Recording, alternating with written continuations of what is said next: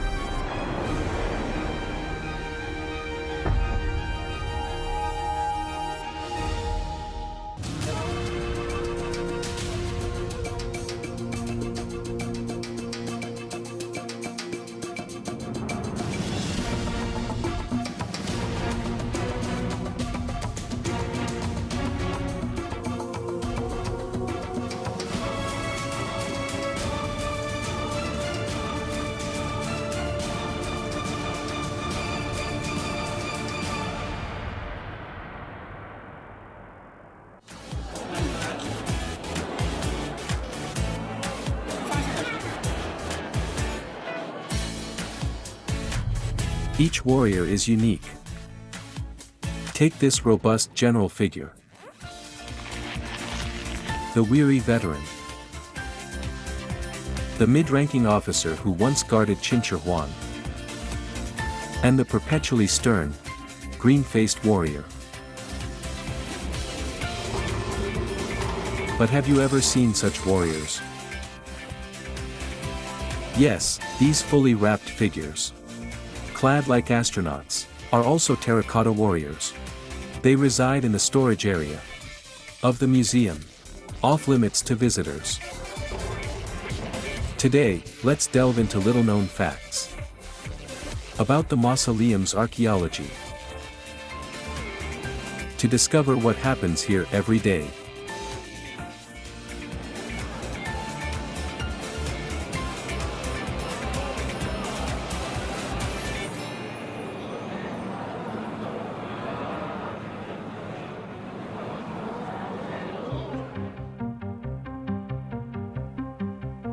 This is a cavalry warrior.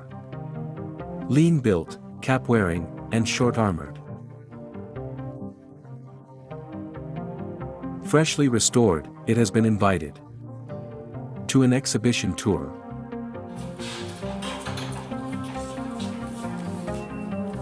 Staff members are preparing for its departure.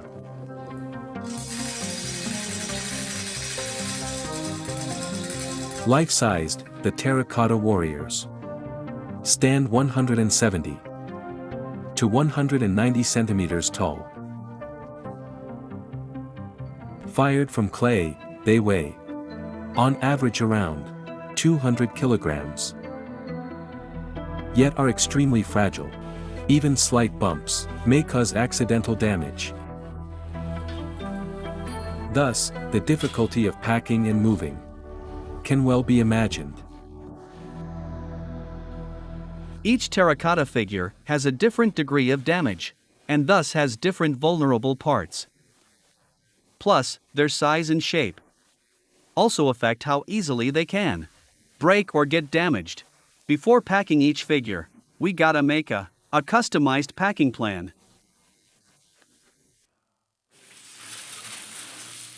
When packing a figure, preventing surface damage is key. Use acid-free, flexible, and smooth wrapping paper to avoid scratching the delicate skin of these relics. Even with careful paper selection, it still cannot fully adhere to the surface of the terracotta figures. Thus, a special material is required. We use PE stretch film to wrap and secure it. When stretched, the PE stretch film becomes self-adhesive, firmly pressing the wrapping materials, the wrapping paper, onto the terracotta figure. For a better fit, Plus, if the figure has painted decorations, the PE stretch film can also help stabilize the microenvironment around it. PE stretch film is, in essence, the cling wrap used in daily life. Just as you wrap food with it at home, staff here use it to seal the Terracotta Warriors, to preserve their condition. Packing the Warriors demands precise force control. Too much force will damage the freshly restored figures, while too little will lead to loose binding, with dire consequences. The next step is more challenging. Tools are used to move the warriors onto shelves. If you lift it by hand, and the team doesn't work well together, the terracotta warrior might land unevenly. If one foot touches down first, that foot might bear too much weight and get damaged. That's why we use a machine to lift the terracotta figure. In that way, it's steadier and safer for the figure.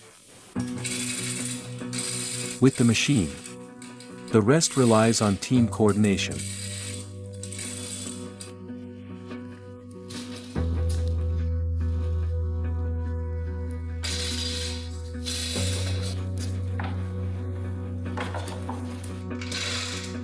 Four people. One operates the machine for a trial lift, ensuring the figure is securely bound and adjusting as necessary. The other two fill cushioning materials between the warrior and the backboard. Then there's the fourth person. He may seem to just squat up front, but his job is super important. He's like the helmsman. His job is to place the warrior in the exact right position on the backboard.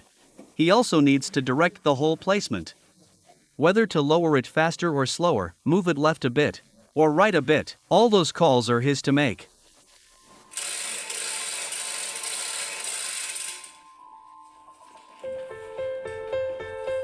The lifting and lowering must proceed steadily, with even force. After a whole morning, this figure was finally packed up and is ready to embark on its global tour. In this relic warehouse, many other warriors are also ready for departure. The different colored strips indicate different destinations. From Paris to New York, from Tokyo to Sydney, they have visited 49 countries and regions worldwide, serving as dedicated cultural ambassadors and telling the time-honored, splendid history of Chinese civilization.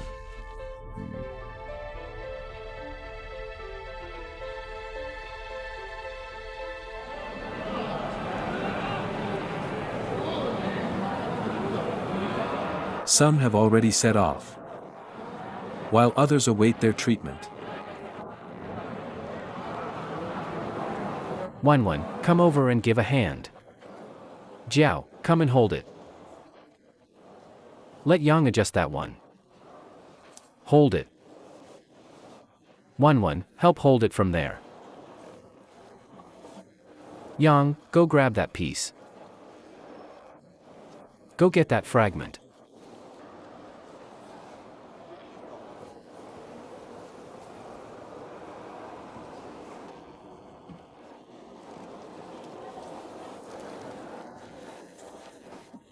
Make sure you hold the back well. You prop it up, and I'll hold this one. Tie the rope over there. Make the knot on your side.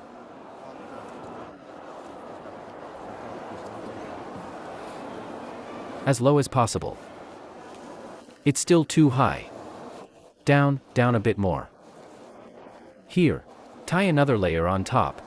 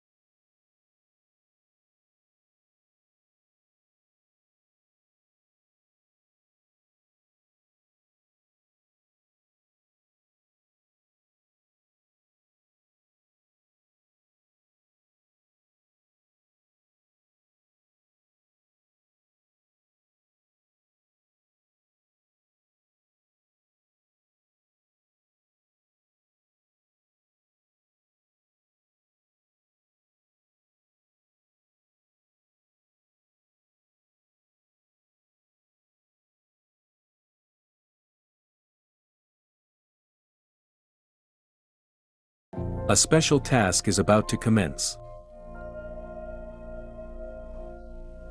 Uncover this slowly.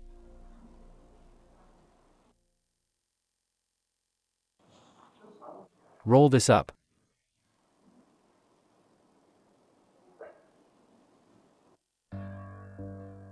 It comes from pit number 1. Severely damaged, its body awaits reassembly in the next room.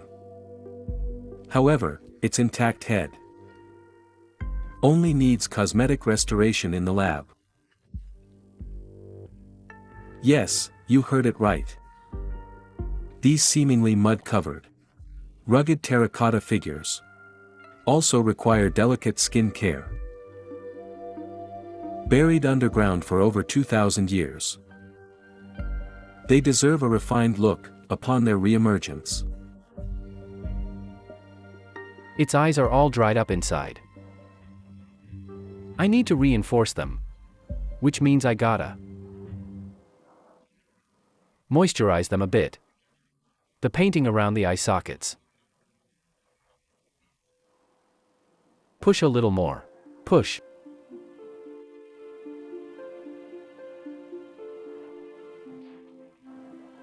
I'll follow these bubbles. Push from the top.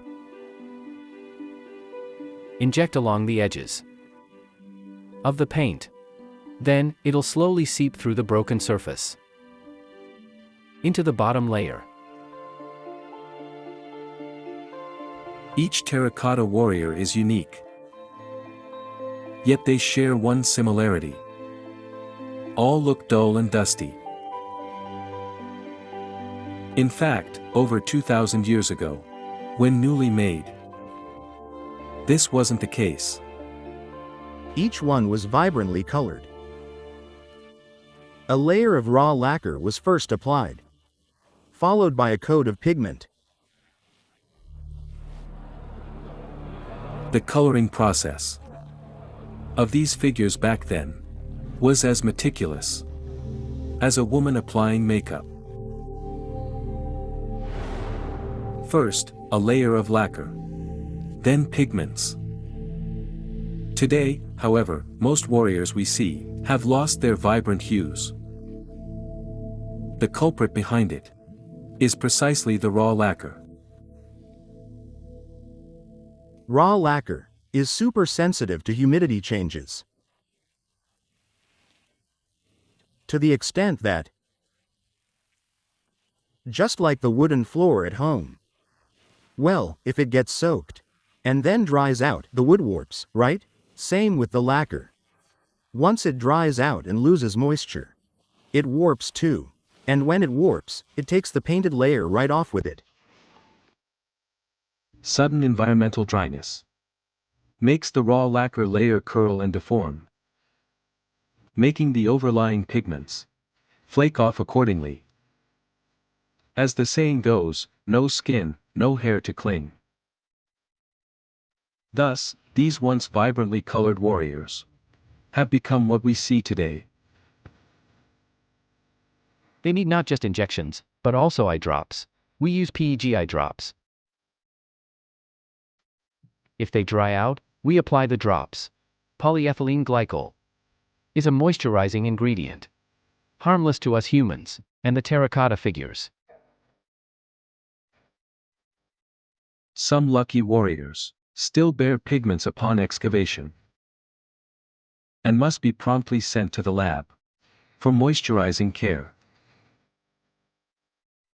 These figures receive a week-long treatment with daily moistening and strengthening to acclimate to the new environment. This is only maintenance. For those whose pigments have already flaked off, archaeologists retrieve the pigment fragments from the soil and reattach them. A sophisticated process. We're actually doing cleaning and reinforcement at the same time now. When we clean the dirt, we find that these clumps have paint left on them. So that's why, during cleaning, we first reinforce the paint. The stuff we use for the reinforcement is PEG. It's a moisturizer women often use. And besides that, it's in so many cosmetics. After moisturizing with PEG, we use acrylic emulsion to reinforce it further. Once reinforced, we just put it back in its original spot. The restorer truly works wonders. After reinforcing the soil block with painted patterns, she reattached it to the figure and cleaned it from the outside until all the soil was removed. The underlying paintings were thus fully preserved. While the reattachment may appear simple, it demands great precision and immense patience. It is a lengthy process, yet it sometimes yields unexpected miracles.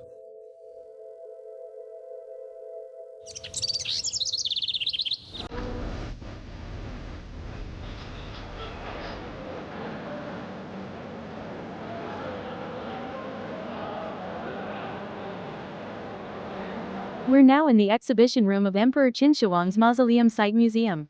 Before we came in, we already knew the exhibition theme: buried history and mystery of Qin Shi Huang. Covering the period from 1974 to 2024, this year marks the 50th anniversary of the archaeological excavation of the Terracotta Army. Marking this anniversary, this exhibition showcases numerous treasures that are usually not on display here in the museum. In 2024, to mark its 50th anniversary, the Mausoleum Museum exhibited many of its finest relics.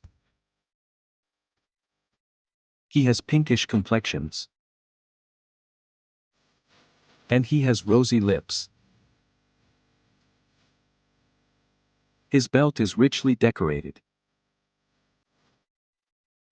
and his face is perpetually green.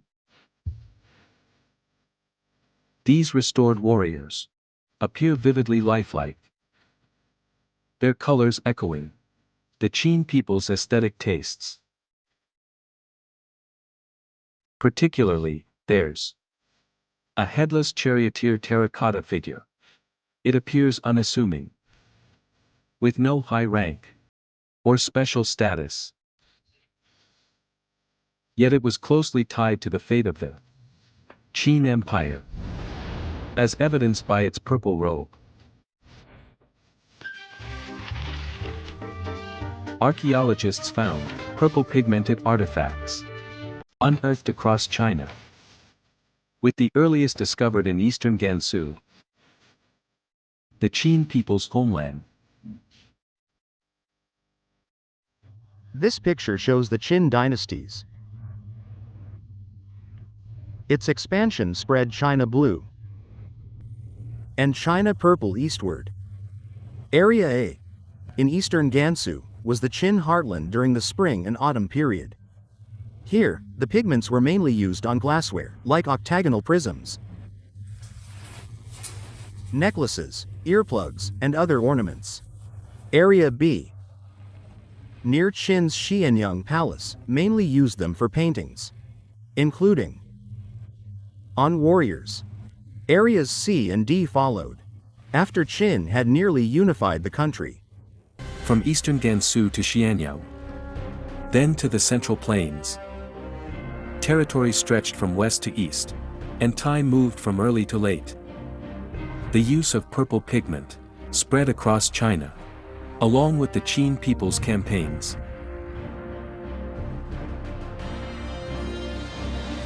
Researchers extracted and analyzed various pigments on the terracotta figures, finding that red, black, white, and green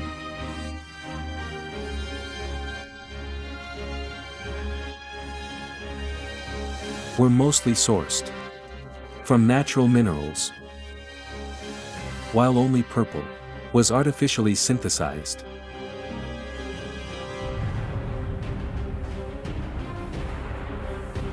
In the laboratory, archaeologists have also attempted to replicate this purple pigment of the Qin.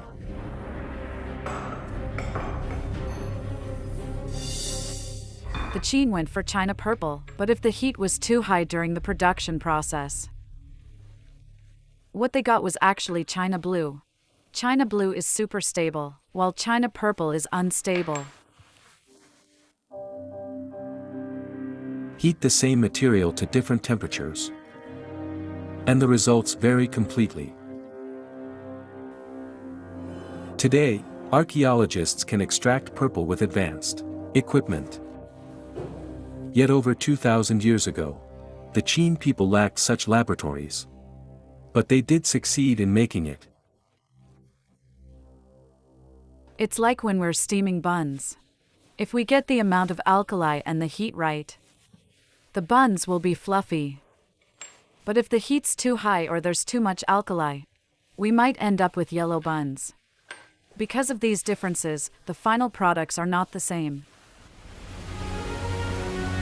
Li Bai wrote, in Sunlit Censer Peak breathes purple vapor. Taoism sees purple qi as auspicious. The Palace Museum is also called the Purple Forbidden City. Purple signifies imperial dignity and authority, and is endowed with elegance and mystery by the literati. Over 2,000 years ago, the Qin people mastered purple synthesis technology, bringing this aura of dignity and mystery across all of China. Therefore, despite this charioteer in a purple robe being unremarkable, faded in color, and low in rank, it represents the pride of the Qin people.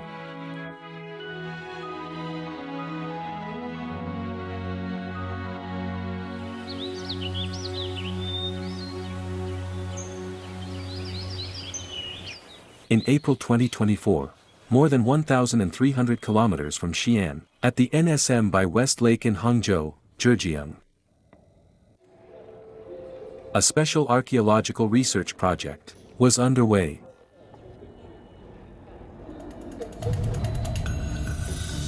This is number 4 stud-adorned figure, unearthed from pit 9901.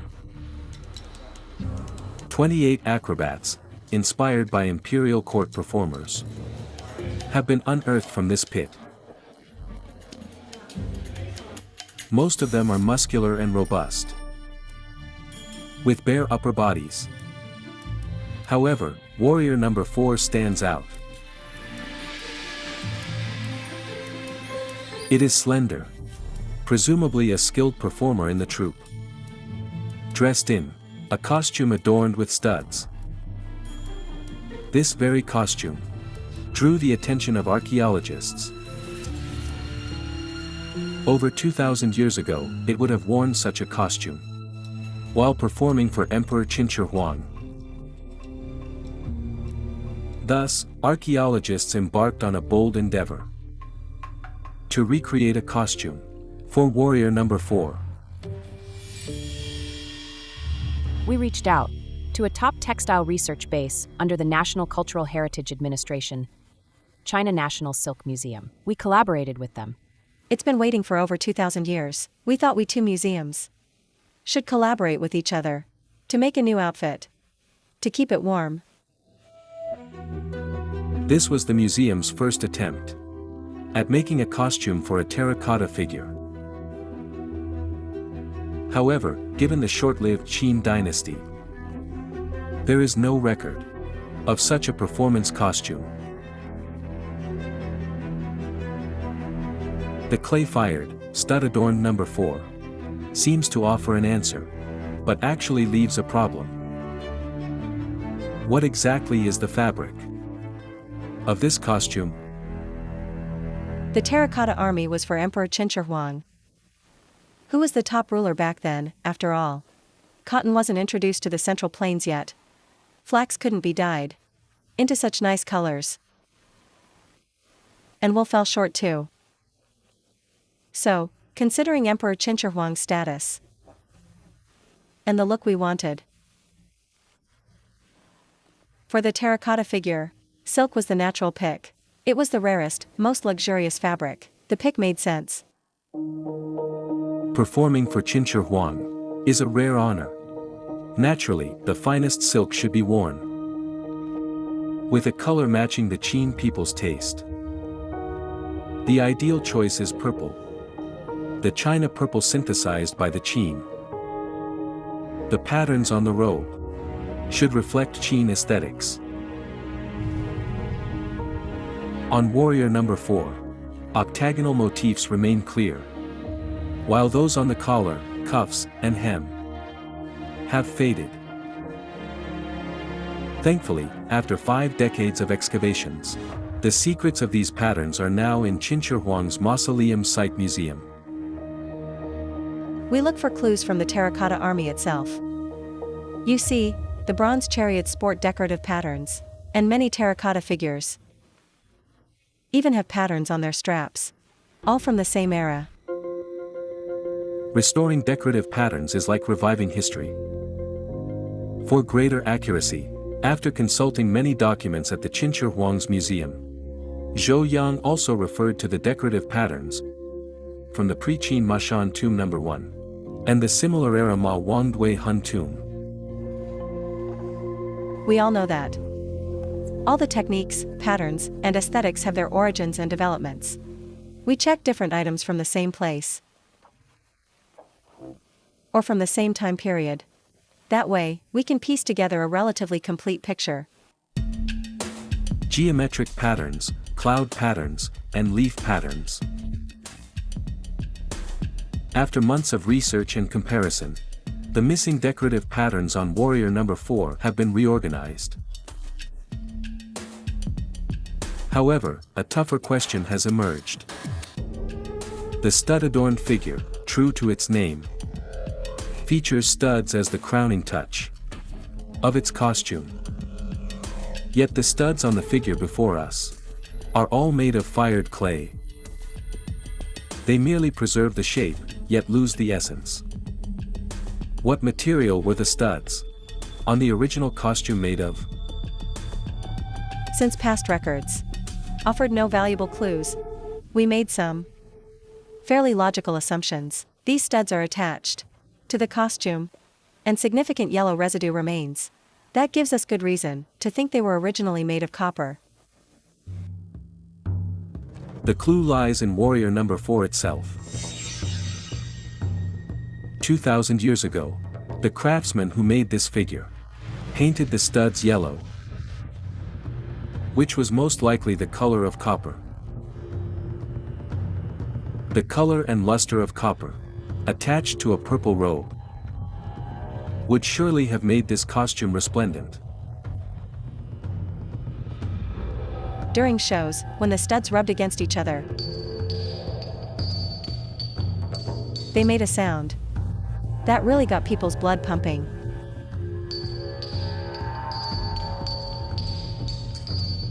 That's why we think it was a way to show off the army's imposing presence.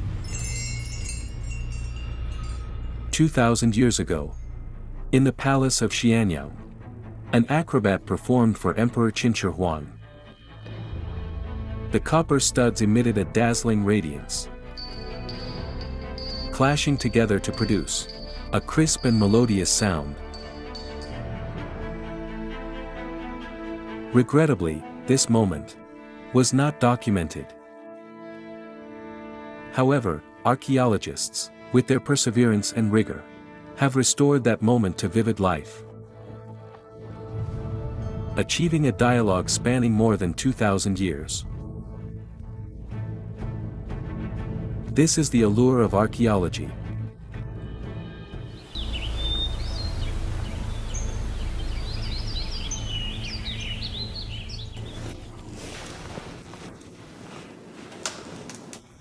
Wait, not the time. Shine the light over here.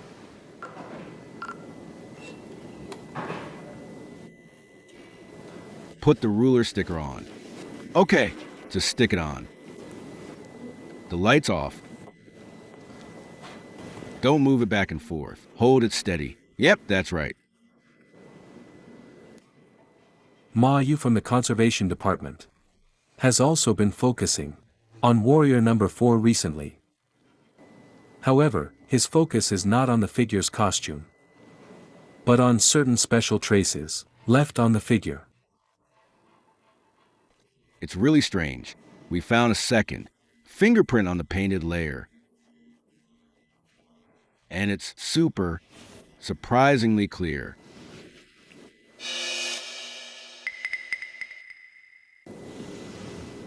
That makes it valuable for research. It must have been left accidentally by the craftsman while he was applying the paint. We're taking photos to document this print so we can share it with fingerprint experts. Then we can figure out who he was, his gender, and roughly how old he was. Fingerprint identification helps public security officers identify criminal suspects in criminal investigations. However, what can the fingerprints bring to the research and study of Terracotta Army? Ma Yu photographed over 300 fingerprints collected from the terracotta figures and sent them to the Institute of Forensic Science of Xi'an PSB.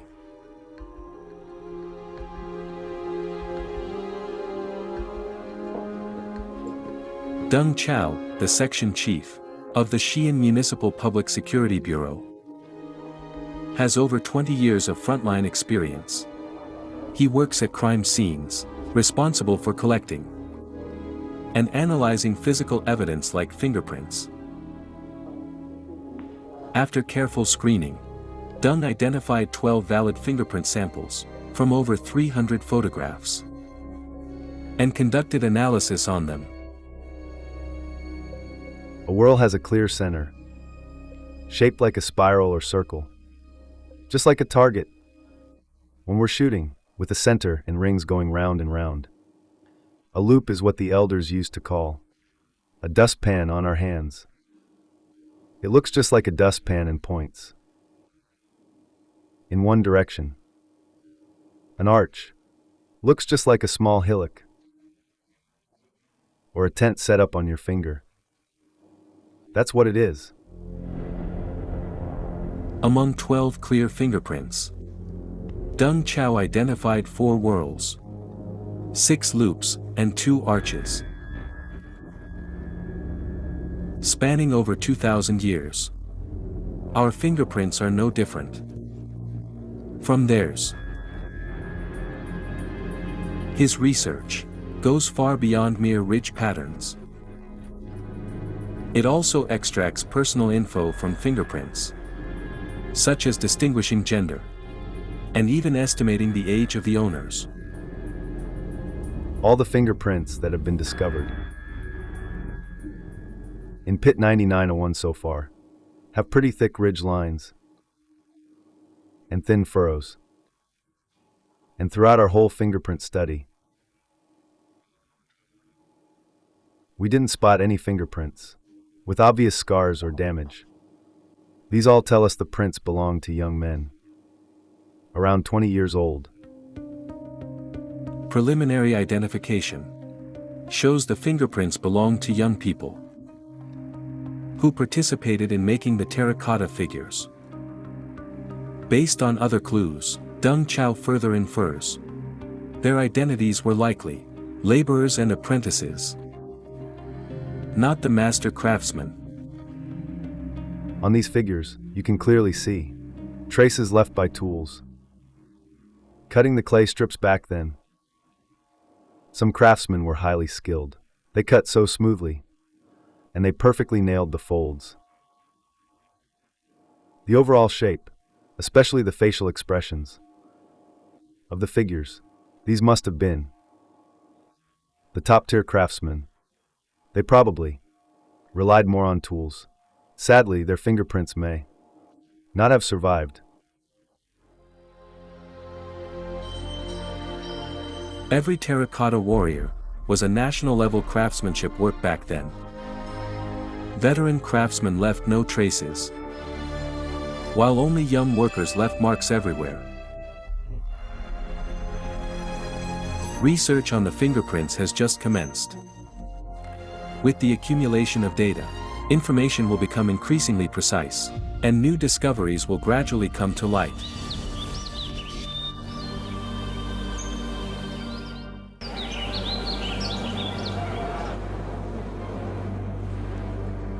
Advances in science and technology have opened up more possibilities for exploration in archaeology. The full application of technologies and methods, such as remote sensing, digitalization, biotechnology, and carbon-14 dating, has greatly improved archaeology's efficiency and accuracy, making long-buried history increasingly clear.